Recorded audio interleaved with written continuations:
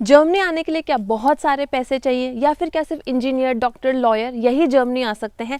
नहीं। अगर आप electrician, plumber, carpenter, medical staff, sales, अगर आप ये सारे प्रोफेशंस में भी पढ़ाई करना चाहते हो तो भी आप जर्मनी आ सकते हो। कैसे, जानते हैं आज के वीडियो में। स्वागत है आपका फ्लाइंग अब्रॉड में। मेरा नाम है शिल्पा, मैं जर्मनी में रहती हूँ और मैं यहाँ के बारे में बहुत सारे वीडियोस बनाती हूँ। और आज का जो वीडियो है आउसबिल्डिंग के बारे में, वो बहुत ही ज़्यादा रिक्वेस्टेड वीडियो था चैनल पे। और ये पीछे का अमेजिंग सनसेट और आसमान देख के आपको लग रहा होगा कि मैंने कोई ग्रीन स्क्रीन यूज़ की है। ये बिल्कुल भी ग्रीन स्क्रीन नहीं है। अगर आप जर्मनी में आओगे तो ऐसा सनसेट आपको ऑलमोस्ट रोज़ एटलीस्ट समर में तो देखने को मिलेगा।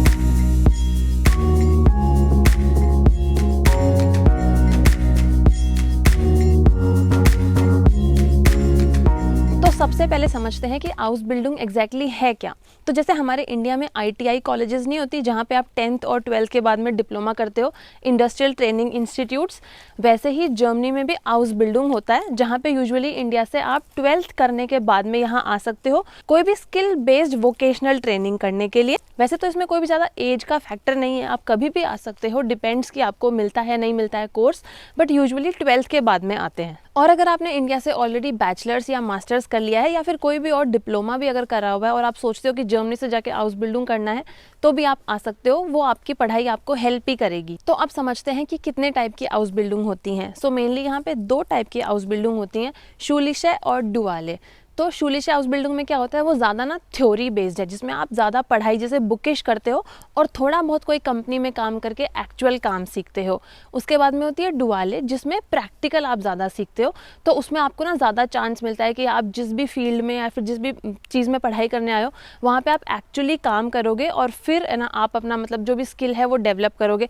फॉर एग्जाम्पल, अगर आप जैसे मेडिकल सेक्टर के लिए आए हो तो आप किसी भी डॉक्टर के अंडर कोई क्लिनिक, कोई हॉस्पिटल में ट्रेनिंग करोगे और वहाँ से फिर आप प्रैक्टिकल नॉलेज लोगे। या फिर मान लो अगर आपको एक कार मैकेनिक बनना है तो आप किसी गैराज में या फिर कोई कार कंपनी के साथ में वैसे काम करोगे। और ये आउसबिल्डिंग की ड्यूरेशन वैसे तो 2-3 साल होती है, कुछ कोर्सेज 4 साल तक भी चलते हैं। और यहाँ पे जैसे मान लो अगर आपने इंडिया में ऑलरेडी कोई डिप्लोमा किया है, जैसे आप कोई टेक्नीशियन के कोर्स के लिए आ रहे हो और उसका आपने ऑलरेडी इंडिया में या तो कोई डिप्लोमा कर रखा है या फिर आपने कुछ साल काम कर रखा है, तो फिर आप निगोशिएट भी कर सकते हो कि आपकी पढ़ाई कम हो जाए थोड़ी। और जैसे मान लो आप यहाँ पे भी कोई जैसे जो भी पढ़ाई कर रहे हो उसमें अगर आपने जल्दी जल्दी अच्छा काम सीख लिया तो भी ऐसा है कि अगर आपकी 3 साल का कोर्स था तो वो आप 2 साल में या थोड़े कम टाइम में भी पूरा कर सकते हो। और क्योंकि आप जैसे काम कर रहे हो यहाँ पे किसी भी कंपनी में, तो इसलिए आपको मिलेंगे पैसे। तो ये बात अच्छी है यहाँ पे कि आउसबिल्डिंग अगर आप करने आते हो तो आपको ना ब्लॉक्ड अकाउंट भी नहीं चाहिए। जैसे मान लो अगर कोई भी आउसबिल्डिंग जो आपको मंथली 934 यूरोज से ज़्यादा दे रहा है तो आपको बिल्कुल भी ब्लॉक्ड अकाउंट नहीं चाहिए होगा। और जैसे मान लो अगर 600, 700, 800 इस हिसाब से दे रहा है, तो जैसे अगर 800 दे रहा है तो फिर आपको ब्लॉक्ड अकाउंट सिर्फ महीने का 134 यूरो का ही चाहिए। तो वो अमाउंट मतलब साल की बहुत ही कम होगी, जैसे मान लो 2-3 लाख रुपए उतना ही। तो उसमें भी फिर ना ये अच्छी चीज़ है कि अगर आपके पास में बिल्कुल भी पैसे नहीं हैं तो भी आप आउसबिल्डिंग करने के लिए जर्मनी आ सकते हो। अब अगर बात करें कि आपको पैसे कितने मिलते हैं, तो यूजुअली हाउसबिल्डिंग करने के लिए आपको 1000 से लेके 1500 यूरो तक मिलते हैं, मतलब महीने के 90,000 से लेके 1,35,000। उसके बाद में जैसे जैसे मतलब ये डिपेंड करता है कि पहले साल में आपकी कमाई थोड़ी कम हो, फिर अगले साल में ज़्यादा हो, क्योंकि जैसे जैसे आप अपने काम में अच्छे होते हो वैसे वैसे कोर्स के साथ में आपकी सैलरी भी बढ़ती जाएगी। और यहाँ पर ये बात भी अच्छी है कि आप हाउसबिल्डिंग करने के तो पैसे आपको मिल ही रहे हैं, उसके अलावा आपको पार्ट टाइम जॉब भी करना अलाउड है। तो हाउसबिल्डिंग के साथ में आप 10 घंटे पार्ट टाइम कर सकते हो पर वीक।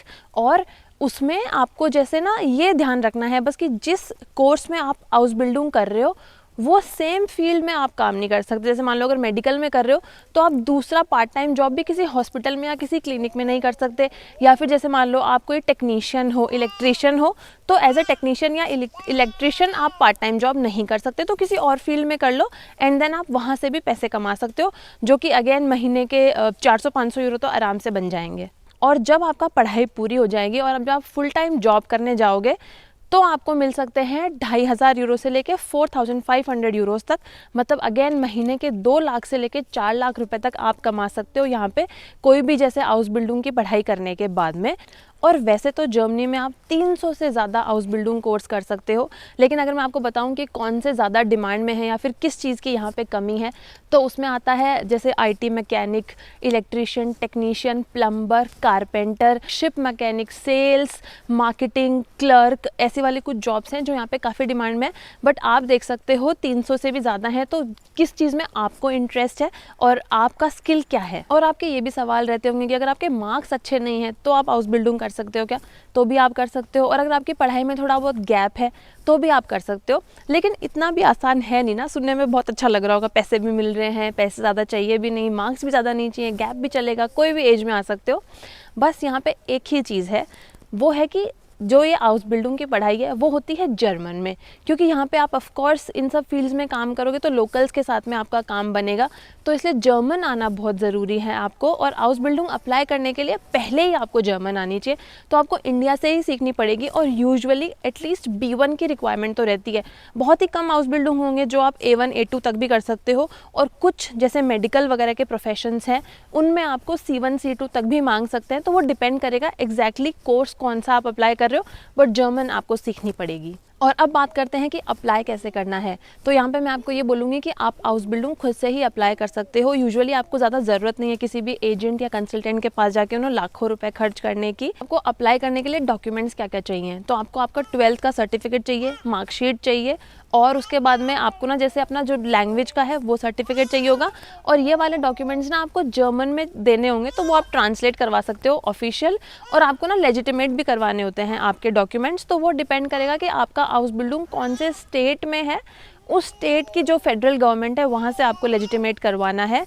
और उसके अलावा जैसे आप जो अपना CV बनाते हो, कवर लेटर बनाते हो, वो भी आप जर्मन में ही बनाओ। जैसे जर्मनी में पब्लिक यूनिवर्सिटीज़ में कोई ट्यूशन फ़ी नहीं होती, वैसे ही जो आपका आउसबिल्डिंग की पढ़ाई रहेगी उसमें भी आपकी कोई ट्यूशन फ़ी नहीं होगी, तो वो भी आपके पैसे नहीं लगेंगे। और जैसे कि मैंने पहले बताया, अगर आपकी जो मंथली पेमेंट है आउसबिल्डिंग कोर्स की वो 934 यूरो से कम है, तो आपको वीज़ा अप्लाई करने के टाइम पे ब्लॉक्ड अकाउंट भी चाहिए होगा, तो वो एक और आपका डॉक्यूमेंट हो जाएगा। और ये आउसबिल्डिंग के जो कोर्सेज होते हैं वो मोस्टली अगस्त सितंबर के अराउंड स्टार्ट होते हैं, और इनके एडमिशन ओपन हो जाते हैं जनवरी फरवरी में।